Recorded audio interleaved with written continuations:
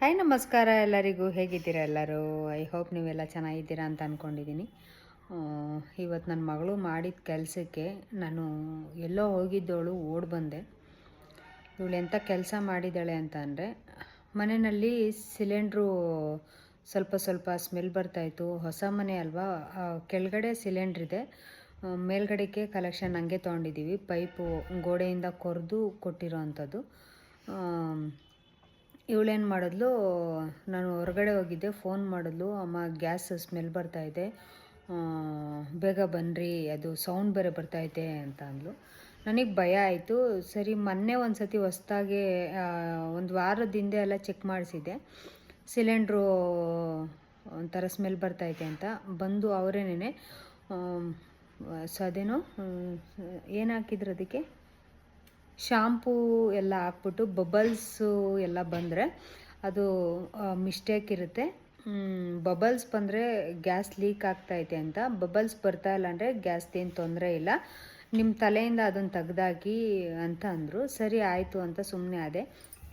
ಆಮೇಲೆ ಇವತ್ತು ಡೈಲಿ ಏನು ಮಾಡ್ತಾಳೆ ಅಂತ ಅಂದರೆ, ಅಡುಗೆ ಆಗಿದ ತಕ್ಷಣವೇ ಎಷ್ಟೊತ್ತಾದರೂ ಪರವಾಗಿಲ್ಲ, ಬಿಗ್ ಬಾಸ್ ನೋಡ್ತಾ ಇರ್ತಾಳೆ. 11:30 ಆದರೂ ಪರವಾಗಿಲ್ಲ, 12 ಗಂಟೆ ಆದರೂ ಪರವಾಗಿಲ್ಲ, ಗ್ಯಾಸ್ ಆಫ್ ಮಾಡಿಲ್ಲ ಅಂತ ಟಕ್ ಅಂತ ಹೋಗ್ಬಿಟ್ಟು ಕೆಳಗಡೆ ಹೋಗಿ ಗ್ಯಾಸ್ನ ಆಫ್ ಮಾಡಿಬಿಟ್ಟು ಬರ್ತಾಳೆ. ಇಲ್ಲೂ ಒಂದು ಇದನ್ನು ಕೊಟ್ಟಿದ್ದಾರೆ, ಗ್ಯಾಸ್ ಆಫ್ ಮಾಡ್ಕೊಳ್ಳೋಕ್ಕೆ ಒಂದು ಇದನ್ನು ಕೊಟ್ಟಿದ್ದಾರೆ. ಆದರೂ ಅವಳು ಏನು ಮಾಡ್ತಾಳೆ ಅಂದರೆ, ಯಾರ ಮೇಲೂ ನಂಬಿಕೆ ಇಲ್ಲ, ಹೋಗ್ಬಿಟ್ಟು ಕೆಳಗಡೆ ಹೋಗಿ ಆಫ್ ಮಾಡೇ ಬರೋದು. ಎಷ್ಟೊತ್ತಾದರೂ ಪರವಾಗಿಲ್ಲ ಆಫ್ ಮಾಡ್ಕೊಂಬರ್ತಾಳೆ. ಬೆಳಗ್ಗೆ ನಾನು ಎದ್ದ ತಕ್ಷಣ ಆನ್ ಮಾಡಿಕೊಂಡು ಗ್ಯಾಸ್ನ ಇದು ಮಾಡ್ಕೊಬೇಕು, ಹಂಗೆ ಮಾಡ್ತಾಳೆ. ಇವತ್ತು ಅಲ್ಲಿಗೆ ಹೋದಾಗ ಸಡನ್ನಾಗಿ ನನಗೂ ಸೌಂಡ್ ಬೇರೆ ಬರ್ತೈತೆ ಅಂದರೆ ನನಗೂ ಕೂಡ ಜಾಸ್ತಿ ಭಯ ಆಯಿತು. ನಾನೇನು ಮಾಡಿದೆ, ಮನೇಲಿ ಯಾರೂ ಇರಬೇಡ್ರಿ, ಆಚೆಗೆ ಬಂದುಬಿಡ್ರಿ ಅಂತ ಅಂದು. ನನ್ನ ಇಬ್ಬರು ಹೆಣ್ಮಕ್ಳು ಮನೆಯಲ್ಲೇ ಇದ್ದರು. ನಮ್ಮ ಚಾರ್ಲಿನೂ ಇತ್ತು, ಚಾರ್ಲಿನೂ ಎತ್ಕೊಂಬಂದು ಆಚೆಗಡೆ ಕೂತ್ಕೊಂಡಿದ್ರು. ಬಂದೆ ನಾನು, ನಮ್ಮ ಹುಡುಗ ಮನು ಅಂತ ಇದ್ದಾನೆ, ಅವನು ಬಂದು ಚೆಕ್ ಮಾಡ್ದ. ಅದು ಇವಳು ಆಫ್ ಮಾಡೋದು ಆನ್ ಮಾಡೋದು, ಆಫ್ ಮಾಡೋದು ಆನ್ ಮಾಡೋದು ಮಾಡ್ತಾ ಇರ್ತಾಳಲ್ಲ, ರೆಗ್ಯುಲೇಟ್ರ್ ಸ್ವಲ್ಪ ಲೂಸ್ ಆಗೈತೆ, ಸ್ಮೆಲ್ಲು ಜಾಸ್ತಿ ಬಂದೈತೆ.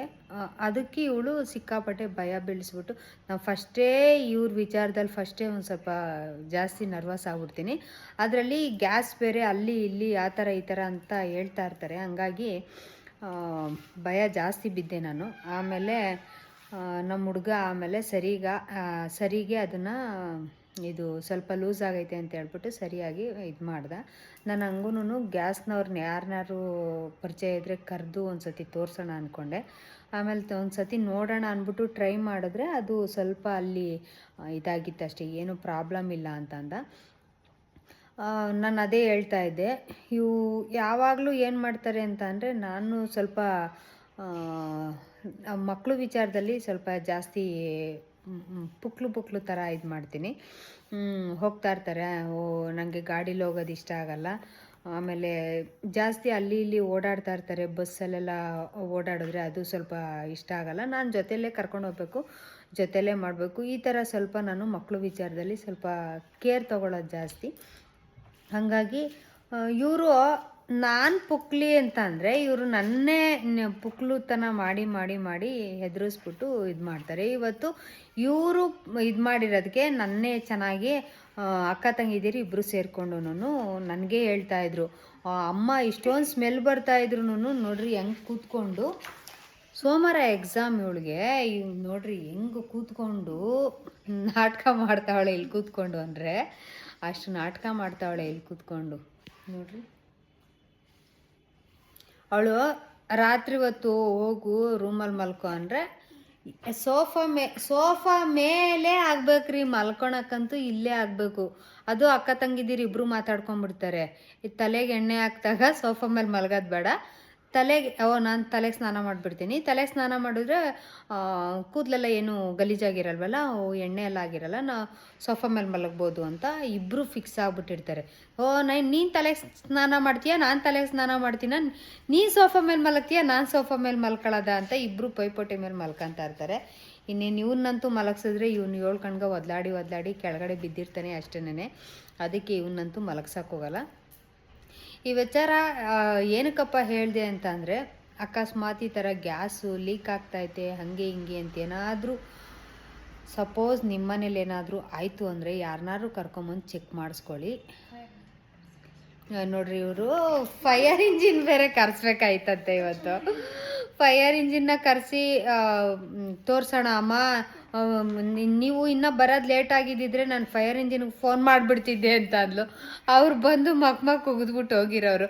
ಏನೂ ಆಗಿಲ್ಲ ಕಣಮ್ಮ, ಇದು ನೀವು ಸುಮ್ಮನೆ ಫೋನ್ ಮಾಡಿದ್ದೀರಾ ನಮಗೆ ಅಂತ ಬೈದ್ಬಿಟ್ಟು ಹೋಗಿರೋರು ಅಷ್ಟೇನೆ.